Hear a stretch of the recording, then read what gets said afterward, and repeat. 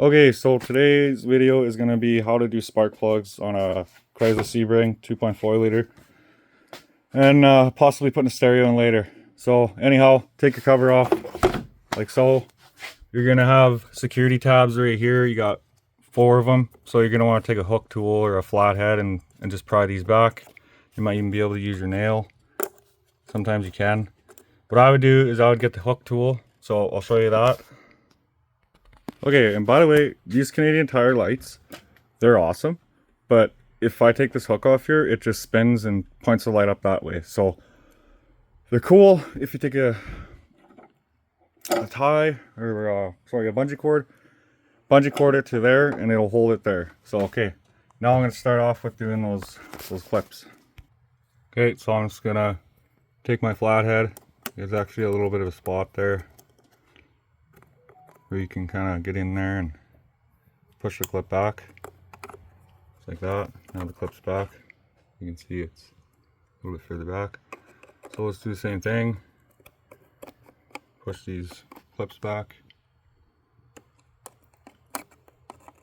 on all 4. Be careful with it. You don't want to break it, obviously. Like so. Okay, so you got to get them a little ways out, and then you'll be able to pull the, sorry, I'm trying to film and do this. You'll be able to get the clips off. Just be careful though, you don't want to break them, because then they won't stay on. And you should be able to get your wire off. If you can't get your wire off, then you need to pull your clip back a little more. So I'll get that off. This one here, I think, needs to come back a bit. You'll hear it kind of snap. And then right here, this wire here, so this one needs to come back a bit. Yeah, clicked. Okay. Okay, and so the way this engine is cylinder 1, 2, 3, and 4. If it was a Japanese one, it would be cylinder 1, 2, 3, and 4. So what we could do, and what I like to do, and you know, it shows someone's been in there, and if you get, let's say, a little bit confused, you can always write 1, 2, 3, 4. So let's do that. Okay, so I got my numbers written down. It's gonna be a T30 to get all these things out here. So I was gonna take a ratchet and crack all these. And one thing, if you notice, they're not very tight, so keep that in mind when you go to put them back on, because you can crack these coils and you can break the bolt, and you don't want to get into that situation. So then after you got them cracked, you could just spin them up by hand or use your air ratchet like I have. Okay, so now I'm just gonna pull all these out.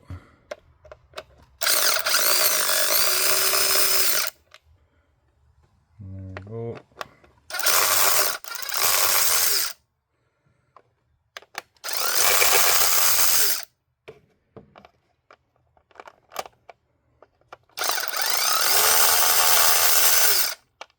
Now I should just be able to go in there, grab my bolts. Take your bolts, set them in a magnet tray. I got over here. Done. And then what I do is I just do 1 coil at a time. So we'll pull number 1 out. If you have oil on this side of the coil, then that'll be your tube seals that sit underneath your valve cover. So then obviously what we're gonna do is grab our long extension, which is right here. Oh, we could use that one, but that's kind of overkill. Okay, got this, and then we need our spark plug tool, which is right here. So I'm just gonna take this. Live, guys, live. Doing everything with one hand. Like I said, GoPro days gonna come. Okay, so you can torque your spark plugs. I don't, because I don't want to break one. I just go tight quarter turn, and I also pay attention to how tight it is when I go to pull it out. That's like basically the main thing. I've never torqued a spark plug ever in my life, and usually when you do this, you want to have both hands on it, but it shouldn't be too tight. So you just want to crack it. Once you got it cracked, pull your extension off. Don't put your air ratchet on it. I see tons of people do that. Not that there's like anything really wrong with it, but I don't know. Just pull it up by hand, man.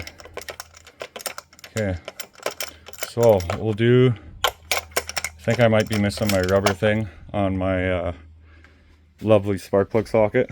Thanks, Mastercraft Maxim. Anyway, so when that happens, I just grab my trusty magnet,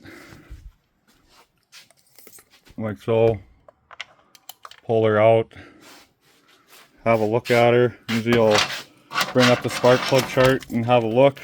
So tell you right now, with that being a Champion spark plug, I do not like Champions. That's actually the first spark plug that I broke on a Honda Civic when I was younger. Sounded like a motorbike. It was awesome. Anyhow, so what we're gonna do is we're gonna check the gap on that, and then we're gonna check the gap on the new plugs. These are Mopar, so they should be pre-gapped. So we're gonna check the gap before we put them in. Okay, for some reason I can't find my gapping tool. I have this one. So we'll try and use this one here.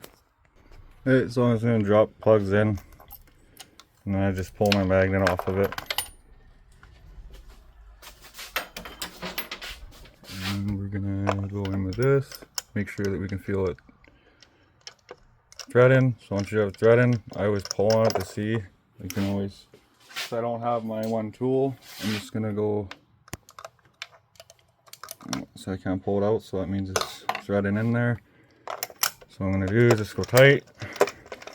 Can't find my gap tool, so we're just gonna throw them in. It says it's pre-gapped in factory, so I just go tight. And then what I do, once I got it by hand, is I'll go tight, and then what I'll do is spin it so I can feel it bottom out. Once it bottoms out, you'll know that's probably bottomed out there, so I'm just going to go quarter turn. Actually, it was bottomed out there, quarter turn right there. That's all you need. And then so we're just going to continue on, put our coil back in, grab our next one, and just continue doing the same thing.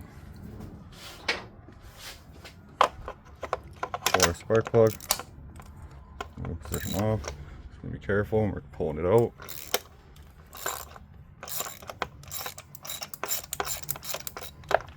Alright, we're gonna take the ratchet off of it. Trying to do this with one hand and film. Spin the guy out, and you feel it start making that noise, and the spark plug's gonna come out. And another Champion spark plug, piece of junk. So this cylinder, or this would be, sorry, this is cylinder 1, cylinder 2. If you look at the spark plug, you can actually see the, not that that's hot, but whatever, this one's not as hot. You can actually see the electrodes like right going in it. And then I think the same with this one, the electrodes going in this one too as well. Well, not very much there anyways. So we're grabbing a spark plug. Now it's funny, it's genuine Mopar, but you get an NGK spark plug, which is kind of weird because I thought those were only used in imports. I guess, I don't know if this would be import or not, but I thought because it would be Mopar box that it would be a, Mopar spark plug, not an NGK. So then, yeah, we're just going to continue doing the same thing. I'm going to take our spark plug, and we're going to drop her in the cylinder. Just like so. Let it fall off there. And we're going to spin her in by hand.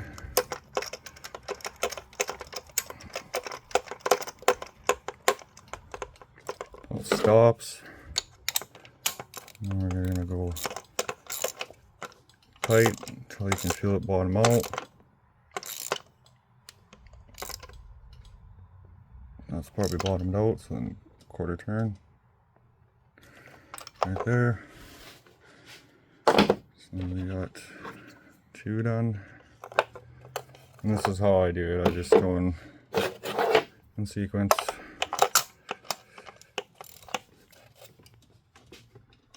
Be be careful if you're doing it with one hand like this. Try and make sure it's straight. I'm only doing it with one hand like this because I'm filming while I'm doing this. This spark plug's a little bit, didn't fit in very nice, whoever put this in before me. And how many dollars you want to bet it's going to be a champion spark plug? This is crap. See, that means that my spark plug hasn't let go yet, so I gotta get in there and give it a couple more twists. That should be her. Come on! I'm miserable. One sec here. Oh yeah, sorry about that, my being miserable, I guess. What do we got? We got champion. Whoa! We got another champion. And oh, there. This is cylinder 3. And it's about the same thing. There's like none of the electrode left. They're not too bad.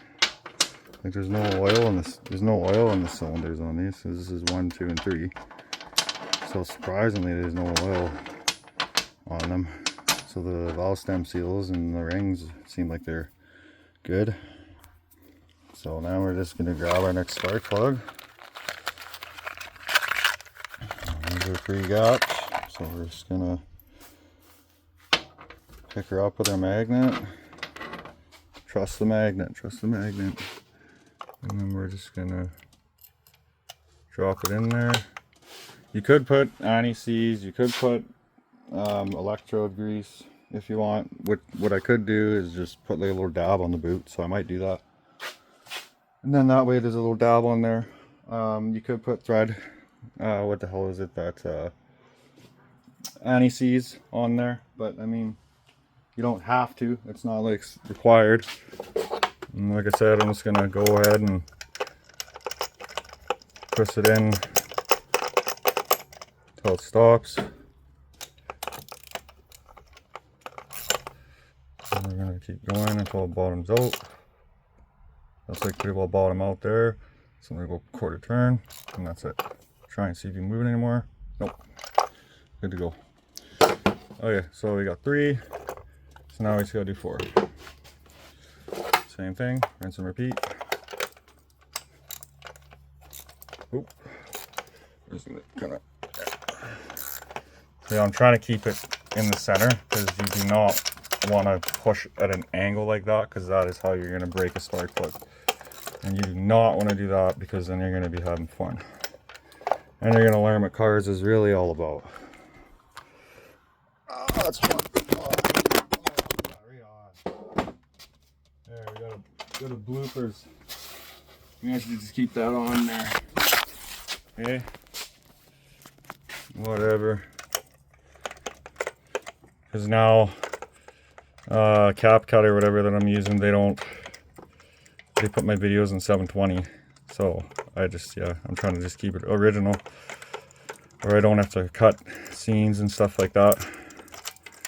I'll probably try and cut it out if I can, but it's not a big deal, because like I said, I'm trying to keep things real. And yoink, come on. Come on. Here she is, another champion. You are not the champion, unfortunately. Alright, we're gonna do another hot spark plug check. Ouch. Oh, okay, that one's hot. You can see that's going. So, definitely needed plugs. And so I'll show you on a new one. On a new one. Get out of there, you miserable. There's a little bit of a difference in there. Big difference. Always check your spark plugs too, to see if there's cracks in them or anything like that. It has happened where the spark plugs come cracked out of the box. This right here is your crush ring. That's what bottoms out, and then that's when you give it your quarter turn. That's what you're crushing, is this crush ring. So I'm just gonna grab our spark plug. Away we go over to the C-ring and to number 4. And then we just take our spark plug, let it drop in. Be nice. Put it on there. Catch a couple threads, right? And sometimes if you're nervous, check. See, it won't come out. That means that it's threading. You do not want to cross thread a spark plug. And that is why I don't use air tools at all on spark plugs, period. You know, whatever for the bolts to loosen them, I won't be using it to tighten them. I maybe like to spin them in a little bit, but it might over torque it and crack the coil, and we don't need that because then now I gotta buy a coil for the customer. Okay, so these hoses are kind of in the way, so like I said, I'm trying to keep it straight. For this one, I think I'm gonna have to like set the camera or something. Try and set the camera. Well, you probably won't be able to see what I'm doing, but I just gotta make sure that the water flusher quarter turn. Perfecto. Perfecto. Alright. So now what I'm gonna do is I'm gonna take some, I'm pretty sure I have some electrical contact dielectric grease, and we're gonna put some on the boots, just a little bit. So all you need to do is put a little dab. That's probably a little too much, but that should work. Alright, we're back. So that's what I did. I put the dielectric grease on the boots. You can put them on the plugs, it doesn't really matter, either or. And then, like I said, I'm just gonna make sure that these are threading in by hand, because you don't want to break stuff. So, like I said, thread it in by hand. I'm not gonna use the air ratchet on this. I'm only gonna use the 1/4 inch ratchet, because these bolts, if I use the air ratchet, it'll spin down really fast. I can use it, but it's just, I like to take precaution while I'm working on people's vehicles. What I'll actually do is I'll line it up and then I'll spin it in by hand, and then make sure the coil's seating, obviously, and then I'll give it a 1/4 turn. I'll go around to every single one and give it a 1/4 turn. Make sure it's seated good. Perfect. Excelente. Perfect. Because these, honestly, they weren't super tight. So, bam. Grab this. And this is a little bit, remember, this isn't 1/4 inch. So, you just want to kind of go tight, 1/4 turn. That's it. Tight, 1/4 turn. Tight, 1/4 turn. Tight, 1/4 turn. And then after that, we take our connectors, plug all the connectors in. Make sure they're plugged in nice. I think so. Sorry if I'm kind of filming far away. Okay, push our tabs in. If they push all the way in, you got the clip on right. Alright, now let's give her a start, see how she runs.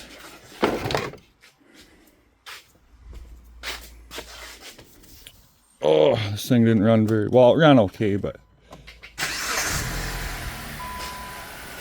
if she's running alright. Alright, that seems pretty good.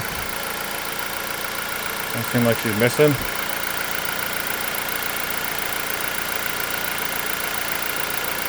Yeah, no, it seems pretty good. Alright guys, and then you just line up your oil cap. You got these things right here, little grommet things to hold the grommet. So what you do is just line up your dipstick, and then just line up the oil cap, and then just push on top. It'll click into place. You'll hear it click.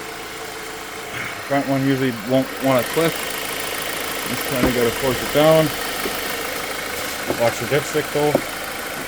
When you do it, there. See, now it's on. Can't pull it off. Alright guys, that's all I got for you today, but getting her done one at a time. This one just showed up out of nowhere. Alright guys, keep wrenching, and more to come. And also, I did end up updating the chill area. So now I got a nice little TV to hang out, and whenever I'm bored I can go and, you know, if I, or, you know, take a break, and if I need to like figure something out, and you know, I don't want to, I used to bring it up on my laptop and bring it up on there for YouTube or whatever, and yeah, slowly just kind of getting everything going, and I'll keep making videos, and I appreciate everyone that subscribes to this channel. It means a lot, and I'm hoping that you guys are learning from this. And let's see here, see if we got an engine light or not. There's AC in here, so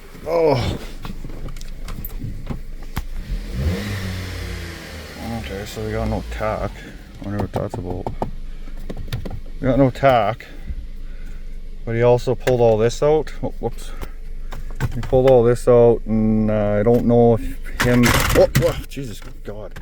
So with all that being disconnected, I don't know if that's, I mean, I would think that's why the traction light's on, and I would think that the signal lights, I believe it was a blown fuse because he was trying to hook the stereo up to here or whatever. And so you got your clock. I'm pretty sure this would be for, let's see, that's probably for the stereo, and then there's going to be another one that's going to be for your hazards and the traction. Actually, there should be one more in here, because there's got to be one for traction. This will probably be the one for the clock, and then this will be the one for traction, and then the AC, oh, I guess it runs off, the hazard switch runs off this and traction. I'm pretty sure that's why all these lights are on, and so I'm just going to plug all this in and we'll see what happens. Okay, we're zooming back to this thing. These are the lights that I got on here, and these are the codes that I'm getting. It'll ever clear out. Wow, holy cow, why can't I see the codes? Like, why is it so blurry like that? Why can't you see anything? Is this dirty or something?